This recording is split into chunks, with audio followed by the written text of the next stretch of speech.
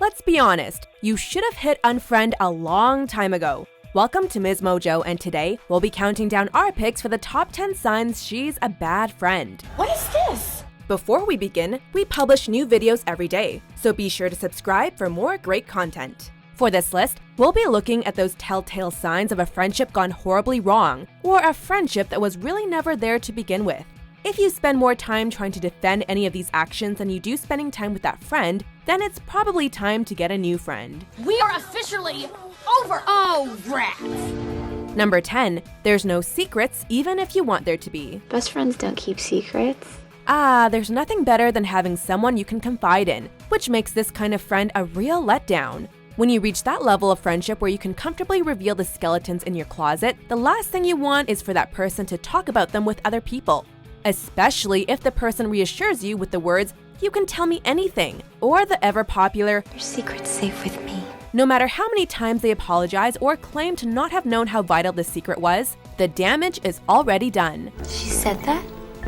You didn't hear it from me. Number 9, they flirt with your significant other or crush. How could Janice hate Regina? She was such a good Slut! Sometimes we reach a point in our friendship where our best buds engage in playful banter with our significant other. This is actually a pretty fun point to be at, but not if that friend takes that playful banter too far. That nagging feeling you have about those longing glances, lingering touches, and overabundance of compliments may be completely justified. Do you think that I'm starting to need you? This is especially true if it's someone you have a crush on, and your friend knows that you like the person. If they hit you with a legit, "If you're not gonna go after them, maybe I will," they may not be the friend you thought they were. And now I'm meeting your boyfriend. Number 8, they make you feel worse in bad situations. Why am I even listening to you to begin with?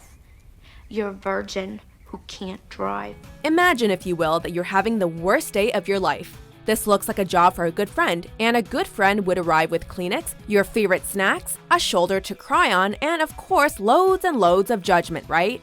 If you were in the middle of a personal crisis, a good friend wouldn't say things that make you feel worse. You are forgettable.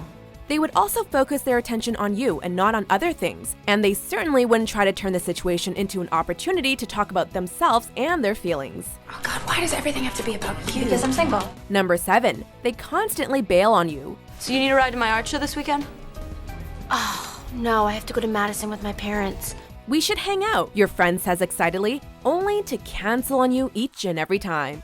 It's understandable that people are busy and have lives outside of their friendships, but it feels pretty lousy when a friend cancels plans again and again. You know what, not today. I'm going over to Melrose at the Amber. One time is forgivable, but multiple times deserve a healthy dose of the side eye, especially if they make time for other people, but not you. Of course, they expect you to drop everything if they do include you in their plans. And they'll gleefully tell you how awful you are if you can't make it or you have to cancel for any reason. I can't go out.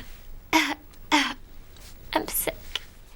Boo, you whore. Number 6, they only call when they want something. Guilt blew me off. To be honest, this person probably never had friendship in mind to begin with. Essentially, you have something this person wants, so they use the friendship label to get things out of you. This can range from material things to cozying up with you to hone in on the people you know. Let's say hi to our buddy Daria. Daria? Our buddy? Kevin, we love Daria. They only bother talking to you to ask for something, but mysteriously, they're never around when you need something from them. If you do manage to get something out of them, they'll be sure to remind you of their so-called generosity if you don't give them something they want. You do that for me? Of course, silly. We're friends, right? Best friends. Number 5, the conversation is never equal. God, not everything is about you. You're such a classic narcissist. This time around, your life isn't the one in shambles. Instead, it's your friend whose life is falling to pieces. Unlike them, you're on the scene immediately, armed with hugs, plenty of comfort, and support. So then, why don't they ever do the same for you? Whenever your friend needs a good old-fashioned cry fest or a bitter bitch session about how unfair the world is, you're always there for them, but they never return the favor. In fact, if you do try to get a word in about anything, they cut you off or completely ignore what you're saying, shutting down what should be a two-way street. Are you really making this about you right now? Number 4, nothing is ever their fault. Guys, it wasn't my fault. Oh, nothing is ever your fault. Just like when you ate those maple candies that you brought for us. There's nothing pleasant about having a disagreement, but sometimes you and your bestie are going to argue, and it's gonna be ugly. Sometimes you'll be in the wrong, and other times you'll still be in the wrong, because we all know that friend of yours is never ever wrong. I'm sorry that people are so jealous of me, but I can't help it that I'm popular. It feels extremely condescending when your friend would rather defend their hurtful actions and give non-apologies instead of admitting they did something wrong. "I'm sorry you're upset" is not an apology, and "I didn't know it bothered you" does not excuse a friend's negative actions. Number 3, they bitch about you behind your back. I had to hear from Jackie Rudetsky. It's like a punch to the gut. Someone tells you something awful that your friend said about you. You might not believe that person, and when you confront your friend, they're in full denial mode. But when it's several people telling you about a friend's smack talking, it becomes cause for concern. Regina says everyone hates you because you're such a slut. It's even worse when it's not just random people who are whispering about you, but other friends who your supposed friend has talked to. The last thing you need is a friend who smiles when they stab you in the back. With some friends, it's a simple case of the bigger the smile, the sharper the knife. Vintage. So adorable. Thanks. That is the ugliest effing skirt I've ever seen. Number 2, they're constantly putting you down. Gina, you're wearing sweatpants. It's Monday. It's one thing to say awful things behind your back, but to say them right in your face? Of course, to them, the words that hurt your feelings aren't cruel, they're helpful. That crappy comment about your appearance? Helpful.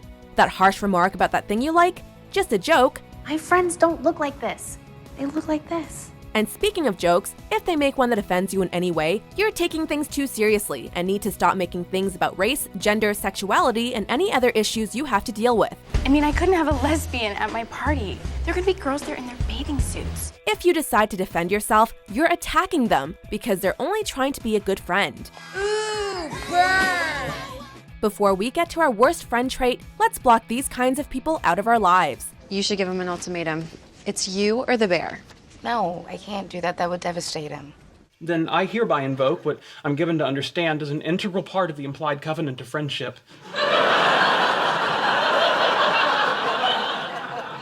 The favor.